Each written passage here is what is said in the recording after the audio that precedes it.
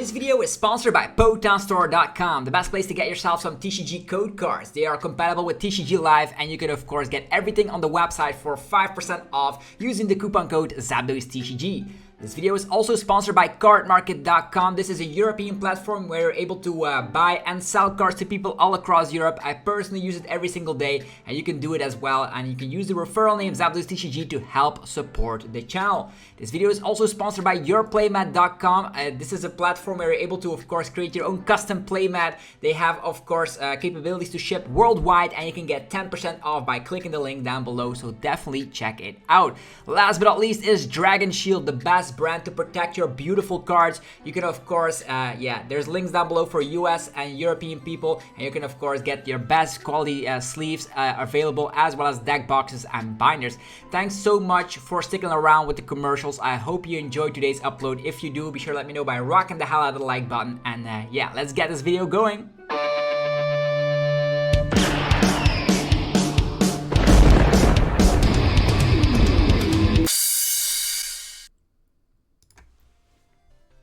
What's up YouTube, it's ZapDosTCG here, and welcome back to our TCG video on my channel. On this channel you get daily Pokemon TCG content, so be sure to hit that subscribe button if you are new to the channel. And if you like what you see, feel free to leave a like. I always appreciate it a ton. So the main question becomes, who let the Zard in? That's right, we are going to be checking out the tournament results over in Curitiba, if I pronounce that correctly, over in Brazil. And the thing is that Charizard dominated. There were 5 Charizard lists in the top 8 of that regional in Brazil, and there were 379 players over there. It was still the battle styles to Obsidian Flames format, but the funny fact is that Charizard was dominating so hard, we don't see any more Mew V Maxes there. It is also destroying all the Lugias, and that's how good Charizard actually is. People were disrespecting Charizard for the longest of times, but now it is here to make a statement that Charizard has a favorable matchup against Mew, against Lugia, even against Arceus builds. They are all put down to the wayside because now we need to respect Charizard. And in this video, we're going to be talking about the top 8 decks, and we're going to be checking out some deck lists. We're going to be checking out purely the Charizard builds, and we're also going to be checking out a Gardevoir list. For the Arc Dura Umbreon list, I don't have the deck list quite yet, but you can keep refreshing the Limitless TCG.com website. It will eventually get updated there, as same for Lost Tina, and the Lost Tina we already know that it's almost going to be 58 cards, the exact same thing that we've gotten used to. Roxanne, Path to the Peak, Sableye, Greninja, all that shenanigans. So Lost Tina, nothing we are interested in. We are interested today in the Charizard list, and let's just congratulate William Acevedo from Brazil getting first place with Charizard. And the cool thing is that Leonardo Walbrinch from Brazil, also the third place list, is the exact same thing as the first place winning list, so we can check that out first. And this is the list that they were rocking with. So what can we see here is that Charizard is here to stay. It will only get better with 151, bringing us 70 HP Charmanders, and even the Pidgey with 50 HP with Call for Family is also not too shabby if you happen to start with it. So what is important about this list? It is of course rocking Forest Seal Stone. They are not bothering with Arceus V-Star and trying to evolve that to get their shenanigans going. Instead, they go for the MTV, which actually has the same ability as Suicune and Raikou, with Fleet-Footed and also Burning Rondo slaps 20 damage plus 20 more for every bench Pokemon, both yours and your opponent's. So it is a very nice 2-price Pokemon, 230 HP, and you can use the Forest Seal Stone on it, allowing you to activate Battle VIP Pass. This deck is performing super well if you are able to get Battle VIP Pass. If you go first, you can just attach to your Pidgey, attach to your Charmander, retreat into the Mew from Celebrations to then of course use the Mysterious Tail ability and find Battle VIP Pass. If you go second, you can use Arven to find Forest Seal Stone and Battle VIP Pass. That means that with this combination in total, you have so many ways to find VIP Pass, and if you can go wide on your board, get a couple of Charmanders and Pidgeys out, the deck just runs itself. Once you are able to evolve into Pidgeot EX, you can get any card you want every single turn. This deck is playing 2 Lost City and 2 Lost Vacuum in this list. most importantly to bump Path to the Peak so you can keep using Quick Search. But the cool thing is with vacuums that you can knock off Bravery Charms here and there. You could also get rid of Path to the Peak, and it is searchable with the Mew from Celebrations, which is very important, as well as searchable with Arven. So Arven becomes a path bump every single time. Either you go for Quick Search to find your path bump, or you can go for Arven to find your path bump. That's pretty much what it is, and because there's playing 4 Arven in this list, the deck is pretty much revolved around it. You can also Forest Sealstone to find the path bump as well. The cool thing is with Arven is that you always can find an item card and a tool card. Most importantly, in the early phase you find VIP Pass. In the mid to late game you want to be finding more candies, so we can find candies. You can find your Forest Sealstone with that, and if you can find Forest Sealstone you always have Battle VIP Pass. So what does that make sense? You use Arven to find Battle VIP Pass, get Entei Charmander, then use the Force Sealstone onto the Entei to find another Battle VIP Pass again, like Pidgey Charmander. You can go very wide on your board, and having a wide board means you can win a lot of games. Radiant Charizard can also help in the late game for your prize race, so you can go like 2-2-1-2, so the opponent has a little bit of tough times. And the deck also comes back with the Mawile and the Tempting Trap too, of course. You can trap opponents so they are not able to retreat. This can help out if you have something like a slow start and you see that the opponent is playing Gardevoir. You can also cheese out games with that by just trapping Radiant Greninja as well as Manaphy, so they cannot do anything about it. So that's also, but be wary, sometimes Gardevoir players play one copy of Penny, but most of the times they don't, and if they don't respect the Mawile, you can Tempting Trap your way to victory. The Tempting Trap could also be useful in the early game to make sure, an example for the mirror match, that yeah, there's only like one switch out in here. You can trap like for instance a Mew from Celebrations until you are able to set your entire board up, so that's also something funky. This Mawile has many uses, and you can definitely cheese out some games with that. Also against Lugia decks, you can just use Tempting Trap on the Lumineon and yeah, trap it until infinity, until the opponent just decides to scoop. So yeah, Tempting Trap Mawile, thinking about it, it definitely has more merits to it than you might imagine.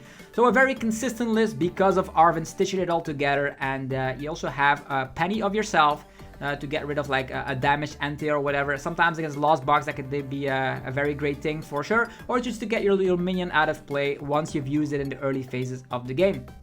Very great list. We're gonna have to try this out on the channel shortly, but for now this is the first place winning list that I wanted to share with you, and the third place winning list is the exact same 60, so it does come packed with a lot of great things. Also with Arven you can find your choice belt, meaning that you can hit for 210 damage even if the opponent hasn't taken any prize card. And if you've been living under a rock, if you evolve into Charizard, you can get yourself 3 energies, 3 fire energies from the deck and accelerate to your Pokemon in any way you like.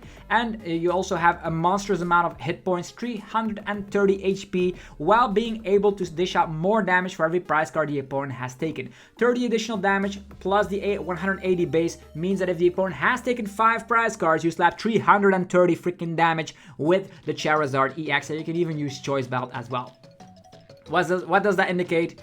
You have typings, you hit Mew VMAX, you hit Gardevoir, you hit the biggest of the Pokemon with this damage output. Charizard pretty much auto wins a lot of yeah, archetypes because the deck is just that strong. Nobody is playing grass Pokemon, and that's why it actually won first place.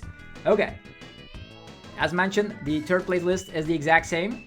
So we're going to be taking a look at the Arceus build of Charizard, and that was Joa Requina. I don't know how to pronounce this. I'm very sorry if I mispronounced it, but here we go with the Charizard Arceus build. What can we see here is that the deck is something we are familiar with, but it is playing cross switchers of all things. So only one boss's orders in here, but with the Mew from Celebrations and with Pidgeot finding another puzzle piece, you can get away by playing cross switchers, and there's 4 Pokestop in here to get yourself into the game. So there's an emphasis to find VIP Pass, and instead of relying on Arven VIP Pass, they actually just said, let's go YOLO with Pokestops, find our VIP Pass and rare candies that way. It is playing 2 Super Odd, so the most important factor you can go is that we need to get into the game in order to win, and then that's what they took literally here by playing Pokestop to find VIP Pass. So pretty much what you could do is you can retreat into Mew from Celebrations, you can Pokestop first and then use Mysterious Tail, and you will find your VIP Pass, and that's why it is winning. If you're able To evolve into Arceus V-Star, it also is a formidable attacker, definitely against Lost Box, and it actually is able to slap 200 while you are able, with the V-Star, the Star Birth, you can get out more rare candies and more stuff from the deck. So it's another approach to the Charizard build, but including that Arceus V-Star package. So very interesting to see those cross features in here. Also a worker in addition to the Pokestop, and yeah, that's going to be a way you can bump those annoying Path to the Peak. Then there is another Arceus Charizard build by Dalton Acheta. So we don't have the list of the other fellows here. So Francisco, oh, sorry, I am very sorry, we don't have your list quite yet from the Lost Zone Tina, but I imagine it's going to be 58 cards. That's the same as every Lost Tina. And then for Arc Dura on Umbreon, it might be something similar that we saw before Worlds. Maybe at NAIC, there was like more hype surrounding the archetype Arc Dura Umbreon. Juliana Alves Marquez was playing the Arc Dura Umbreon. So it's very strange to see this because I think Arceus is actually not well positioned in this meta. Being just an Arceus attached pass is very bad in this format. Mark my words. So with that, we're going to check out the list from Dalton, 6th place. And yeah, that is this list. So this is something we are familiar with. This is something I actually showcased before on the channel. Playing that Jack, playing the Jet Energy, playing, of course, yeah, the Charizard in combination with Arceus V-Star, Pidgeot EX, and there's also Radiant Greninja in here for some additional draw power. No Radiant Charizard in here. They opted to go for more draw power again to find VIP pass to go wide on your board because, as mentioned, concealed cards, retreat into Mew, celebrations, VIP pass. All the lists are the same. They want to go wide on the board on the very first turn, and that's what they all did similar. Here there's also a couple of Artisan to help out with that. So Artisan, VIP pass, and some Nazballs thrown in here. Definitely with the high amount of Ultra Ball. If you're able to use V-Star, the Star Birth, the rest of the deck sets itself up. This is something we see more often over at yeah, the events throughout. Yeah, we also saw this in Barcelona doing well. So, and then there is also a Gardevoir list. Big shout out to Joan Andre Mejia. Yeah, for playing Gardevoir. This is the build with Reversal Energy, no Lumineon, no Forest Sealstone. That's the way I actually prefer playing Gardevoir because I don't like the Lumineon starts in the Gardevoir decks. This deck is actually not playing the Mirage type Curlia. Probably also the reason why they lost, because there was a couple of Charizard lists playing that Lost City to, of course, make sure specific attackers end up in the Lost Zone. There is, of course, 3 different stadiums. We have Artisan, Pokemon League Headquarters, making sure that basic Pokemon require 1 card's energy extra to attack. Very great against Lost Box. That means Sableye needs 2 energies, which is way harder to pull off after they've gotten Ionoed. There's also 4 Ionos in here. Collapse Stadium can definitely help in combination with Cresselia, also against Lost Box. So a very vanilla list of Gardevoir, 2 Research, 4 Iono, and then for the stadium bumps we have Vacuum and 3 different stadium cards. Also playing 12 energies, 10 Psychic energies, and 2 Reversal energies. This is a straightforward Guardy list, and I like it a lot. There's also no worker in here. They say that the 4 stadium bumps are enough. Okay. Then the last list of the day is another Charizard build by Pedro Pertusi. Top 8. Let's see what this list has rocking with. So 3 Lost City. So people have been experimenting, and Lost City seems to be the most successful way to play this kind of deck. They are also playing 2 Forest Sealstone and again the 4 Arven. So we can conclude that Charizard in combination with Arven is pretty much busted. You have the Entei to use the Forest Sealstone on, but sometimes Lumineon can do the exact same thing. When you use Lumineon, Arven, find Forest Sealstone and VIP Pass. That way, that's also a capability. Definitely with the 4 Ultra Balls being able to fetch out Lumineon. So as mentioned, if you're playing 4 Arvens, all these Arvens become actually a stadium bump because you're playing 2 Lost Vacuum. And if the Path to the Peak is gone, Quick Search Pidgeot is the best card in the deck. Getting any card at any specific point in the game is awesome. So all of these Charizards are actually playing a one-off of Charmeleon as well. I like that factor because otherwise a one-off Mimikyu can just stall out a deck like this. So sometimes you need to be prepared for the Mimikyu, which is immune from V Pokemon and EX Pokemon altogether. So with that Charmeleon, you definitely help that out quite a bit. So we're going to be playing these decks on the rank ladder very shortly, but looks very similar to the 1st place and 3rd place list. So Charizard dominated over in Brazil. And yeah, will we see Mew VMAX ever again? Find out next time on Dragon Ball Z. Now, now in all seriousness, I wonder how Mew VMAX will adapt to this, because if Charizard is a tier 1 really competitive archetype that people need to tech against, Mew VMAX is disregarded, because if there's that much Zard, Mew becomes very bad. Lost Tina, on the other hand, is actually pretty good against archetypes like this, because they come back with Lost Mine, they have Radiant Greninja to snipe as well by turn 2 sometimes, and they can snap opponents as well. But can Lost Tina handle a bunch of Charizards and the barrage that it comes packed with it? Who knows? Sometimes the deck is just fine as it is. I wonder what the future will look like. I know with 151, everybody will get those 70 HP Charmanders. That's definitely gonna be a must. And because of that top 8, we didn't see any Mew VMAX. We didn't see any Lugia V-Star. And I'm actually gonna be taking a look at a little bit wider, because we do have stats of the other. We actually have the day 2 here. Day 2 was only with 40 players, so a little bit small, but that's all right. Let us all look together at what else was being played here over at PokeStats. Okay, what can we see? Charizard, the big winner from the tournament. We already saw that. There's maybe a couple of lists we can still look at, but there's Inteleon, VMAX, Rapid Strike, Urshifu. Probably going to be something very similar to the NAIC list from Cyrus, as well as Alex Shemansky's list that they've been rocking with. So Inteleon, VMAX, 2 of them not getting into that top 8, so that was unfortunate. So but 2 of them almost making it in, making a testament of that. If Mew VMAX goes away, maybe it's time for us to get the Rapid Strike boxes out once more.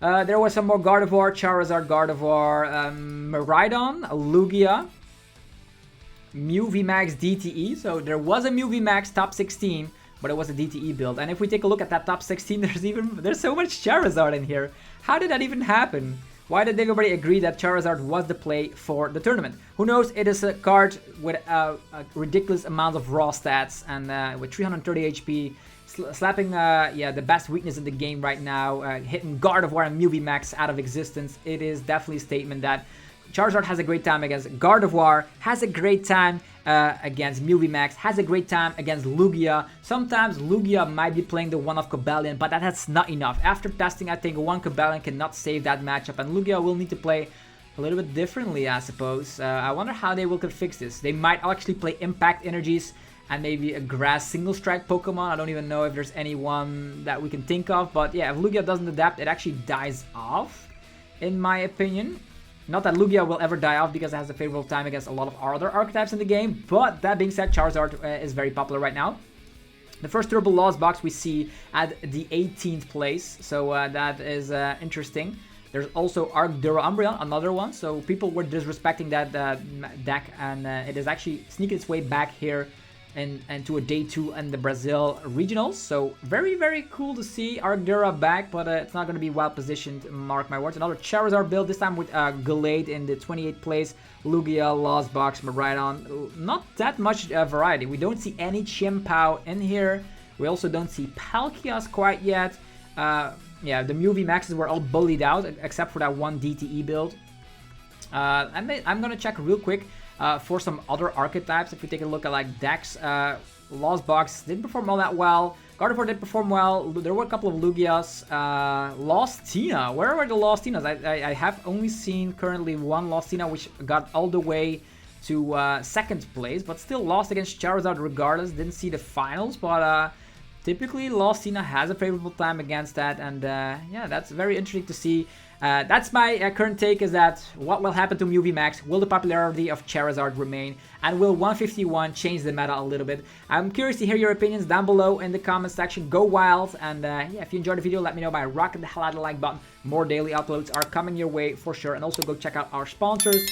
PokeStore.com, the best place for TCG live code cards. You can use the coupon code ZAPDOISTCG for 5% off. There's CARDMARKET for European players. You can buy and sell cards to people all across Europe. There's Dragon Shield for your sleeves, binders, and deck boxes. People from Europe and US can check out the links. And people worldwide, go check out yourplaymat.com. There's a link down below where you can get 10% off today to create your own custom playmat. You ever want to be playing on the new playmat? Well, in the new season, that's definitely a recommendation, because that's super cool, and it makes me happy to see those.